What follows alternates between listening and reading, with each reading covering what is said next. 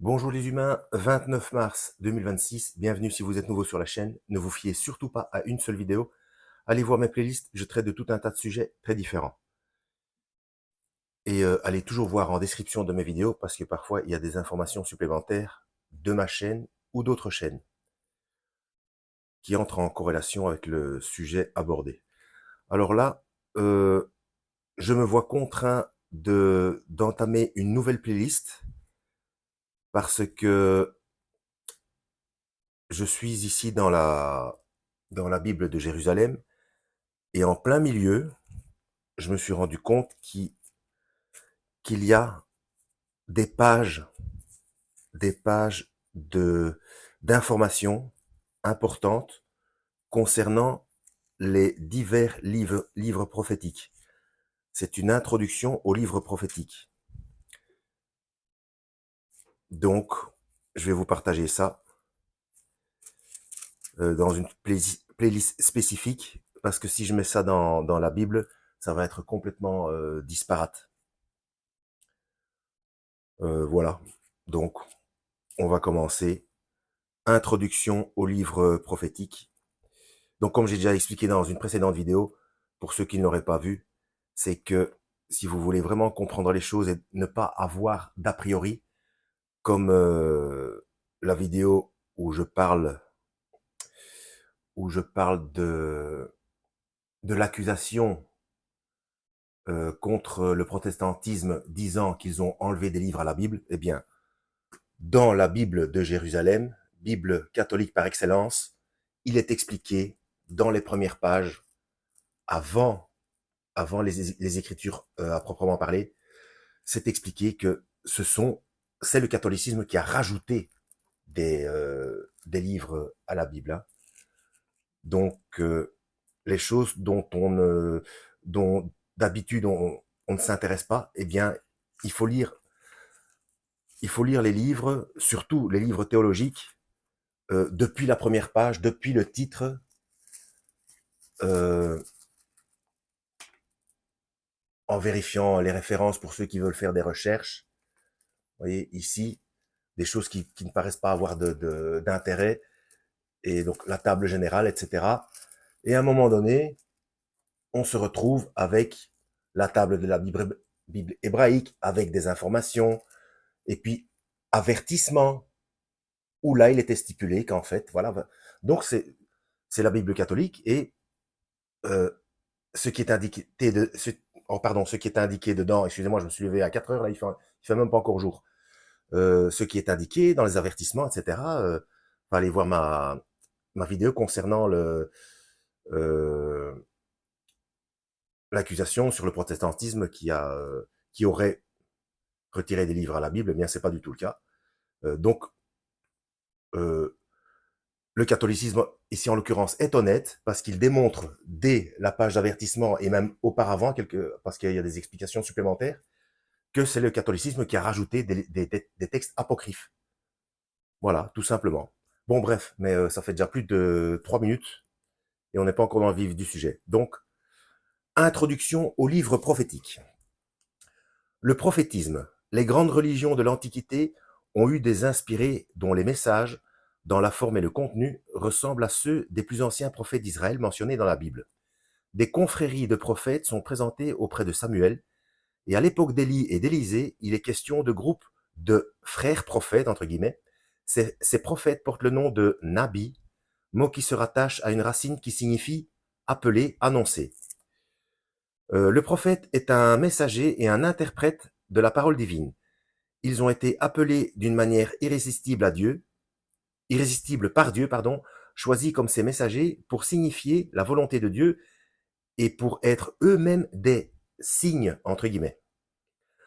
Le message divin peut parvenir au prophète de bien des manières, dans une vision, par audition, mais le plus souvent par une inspiration. Le message reçu est transmis par le prophète sous des modes variés, dans des morceaux lyriques ou des récits en prose, en parabole ou en clair, dans le style bref des oracles, mais aussi en utilisant des formes littéraires. C'est vers le peuple que le prophète est envoyé, vers tous les peuples, et même dans le cas de Jérémie. Le prophète peut... vous voyez, vers tous les peuples. même dans le cas de Jérémie. Donc là, pour ceux qui pensent que des prophètes sont envoyés seulement à des peuples spécifiques, ben déjà, ce raisonnement tombe à l'eau. Le prophète peut annoncer un événement prochain comme un signe dont la réalisation justifiera ses paroles et sa mission. Mais le message qu'il délivre peut dépasser les circonstances où il est prononcé et la conscience même du prophète. Comment savoir que le message vient vraiment de Dieu? Il y a, d'après la Bible, deux critères. L'accomplissement de la prophétie et surtout la conformité de l'enseignement avec la doctrine yaviste. Donc la doctrine qui vient de Yahweh.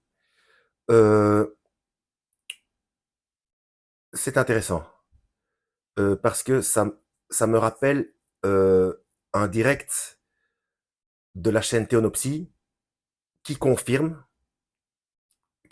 qu'en fait que il faut que le critère de l'accomplissement de la prophétie se passe pour être sûr qu'elle était vraie et que c'est là vraiment qu'on voit euh, les explications, enfin qu'on la comprend le mieux. Avant qu'elle s'accomplisse, on n'a que des approches de compréhension. Voilà. Le mouvement prophétique. Bon, ça commence, bon, là, le prophétisme, ensuite le mouvement prophétique, mais par la suite, ça parle de chaque prophète en particulier. Hein. Donc c'est pour ça que je vous le lis, parce que c'est intéressant. Hein. Le mouvement prophétique. La Bible place Moïse en tête de la lignée des prophètes et le considère comme le plus grand de tous.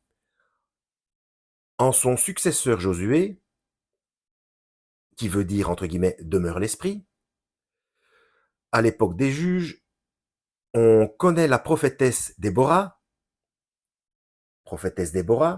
ça c'est pour ceux qui allez voir ma vidéo les femmes peuvent-elles enseigner ou quelque chose comme ça. C'est pas le titre exact, mais bon, si vous mettez des mots-clés, elle n'est pas loin avant celle-ci. La prophétesse Déborah et un prophète anonyme, puis se lève la grande figure de Samuel. L'esprit prophétique s'épanouit alors dans des groupes. Oui, et comme j'ai dit dans ma vidéo, il faut savoir, la vraie question, c'est quelle est la différence entre prophétiser et enseigner. Bon, parce que comme j'ai dit dans ma vidéo, Paul a un double discours. Parce que avant d'interdire à la femme d'enseigner, il dit que lorsque la femme prophétise, elle doit se voiler.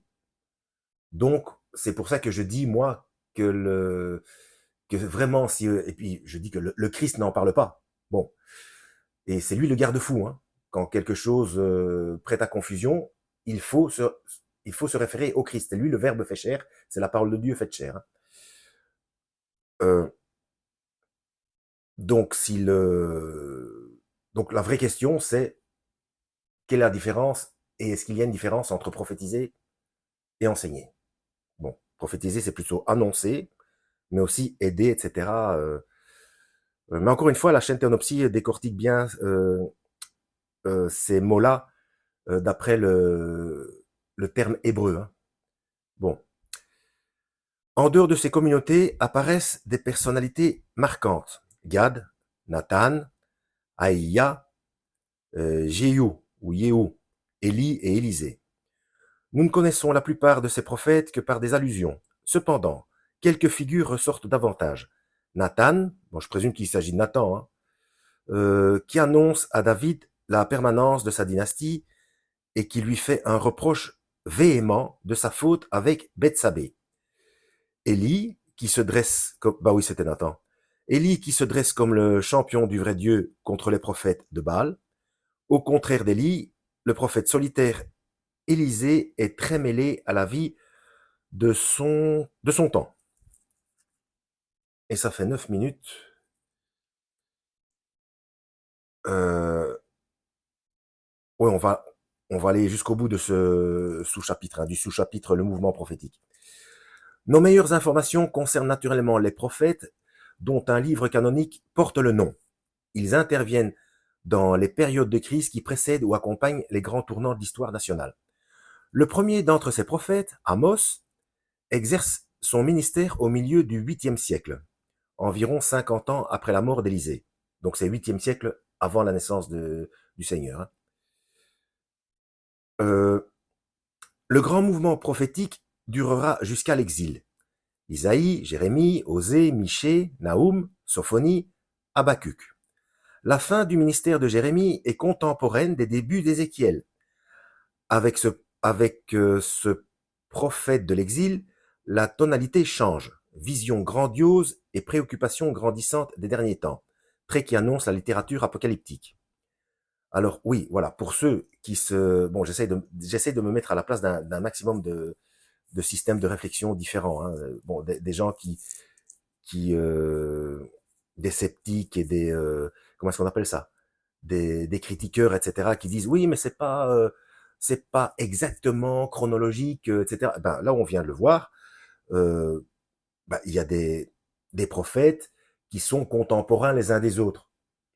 Et donc, ce sont dans des livres différents. Eh bien, il faut bien les séparer parce qu'ils sont séparés géographiquement et du coup, on peut avoir des situations qui ont l'air de se contredire ou de ne pas être en corrélation ou de se passer un peu avant parce que l'histoire de ce prophète commence un petit peu avant l'autre, mais on a mis le livre de l'autre avant parce que il y avait des explications qui permettaient de comprendre le suivant. Enfin, vous voyez ce que je veux dire, quoi.